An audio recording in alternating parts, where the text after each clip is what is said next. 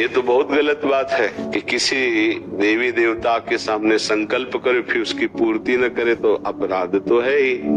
क्योंकि स्वार्थ का ऐसा ही स्वरूप होता है, स्वार्थ बनने के पूरा होने के बाद वो सब भूल जाते हैं, तो वही हमारी फिर आगे चलकर विपत्ति का कारण बन सकता है। जैसे जो हमने कुछ मांगा है नहीं पूरा किया, ध्यान नहीं है, बहुत साल हो गए, उसका उपाय क्या कर सकते हैं? शिप्रा जी, श्री राधे। राधा राधा। महाराज जी, हम लोग अपने जीवन में कई मनोकामना लेकर उनकी पूर्ति के लिए अलग अलग तीर्थ स्थल, मंदिर, शक्तिपीठ, साधु संतों के पास जाते हैं। उनका पूरा होने पर समय गुजर जाने के बाद उस समय या किसी समय के अभाव के कारण वापिस जाकर धन्यवाद भी नहीं करते, जो कुछ चढ़ावा सोचते हैं वो भी पूरा नहीं कर पाते। स्वार्थी का यही लक्षण, क्या पाप लगेगा? स्वार्थी का यही लक्षण होता है। वो परम अर्थ को तो जानता नहीं, परमार्थ को।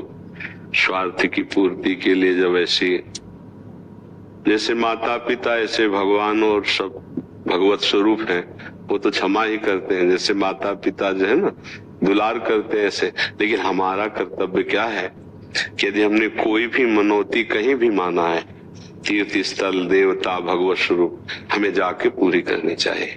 यदि हमारी कामना की पूर्ति हो गई तो हमें उस देवता का, उस प्रभु स्वरूप का आदर करना चाहिए। क्योंकि एक ही कामना से आप सिद्ध थोड़ी हो गए हो, बहुत सी संकट और विपत्तियां आगे और आने वाली हैं। तो आपको वो रास्ता पक्का रखना चाहिए कि जिसकी कृपा से हमारा ये काम बना वो सदैव काम बनाता रहेगा। कम से कम इसी भाव से जुड़ जाए।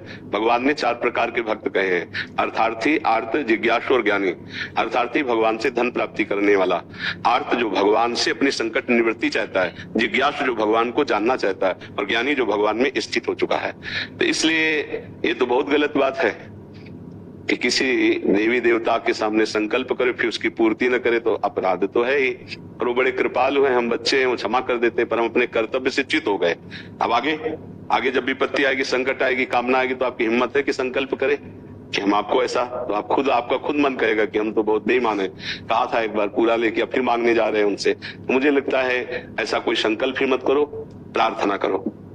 क्योंकि माता पिता से कोई हम संकल्प थोड़ी करते हैं कि हम आपको ये खिला देंगे, आपको ये पिला देंगे, अरे उन्हीं का सब कुछ है। प्रार्थना करते हैं तो इससे फिर बच जाओगे। प्रार्थना करें कि भगवान आप कृपा करो, आप सर्व सामर्थ्यशाली हो, मेरे सामने समस्या है अर्थ की, संकट की, आप कृपा करके निवृत्त कर दो। तो प्रार्थना की निवृत्त हो गया तो कोई बात नहीं है। अगर संकल्प किया तो फिर करना चाहिए। तो किसका? आपका है। हाँ, तो जरूर संकल्प पूरा करना चाहिए। तो एक तरह से वो हमारे दिमाग में कर्जे की तरह रहेगा। क्योंकि स्वार्थ का ऐसा ही स्वरूप होता है, स्वार्थ बनने के पूरा होने के बाद वो सब भूल जाते हैं, तो वही हमारी फिर आगे चलकर विपत्ति का कारण बन सकता है। इसलिए हमें लगता है कर देना चाहिए। जैसे जो हमने कुछ मांगा है नहीं पूरा किया, ध्यान नहीं है, बहुत साल हो गए, उसका उपाय क्या कर सकते हैं? मांगा, आपका काम पूरा हो गया, आपने वो कार्य नहीं किया, अब कर लेना चाहिए। मतलब 100 रुपए का मांगा है तो 110 रुपए का कर लीजिए, थोड़ा और बढ़ाकर कर लीजिए। उससे आपका सुकृत होगा और कृपा प्राप्त होगी। यदि भगवान को या किसी भी देवता को तुम्हारी किसी भेंट की जरूरत नहीं है, पर आपने संकल्प किया तो उसके अनुसार कर देना चाहिए। उससे और कृपा प्राप्त होगी, आपका शुभ संकल्प बनेगा, आपका सुकृत बनेगा, उससे आपका मंगल होगा। जी।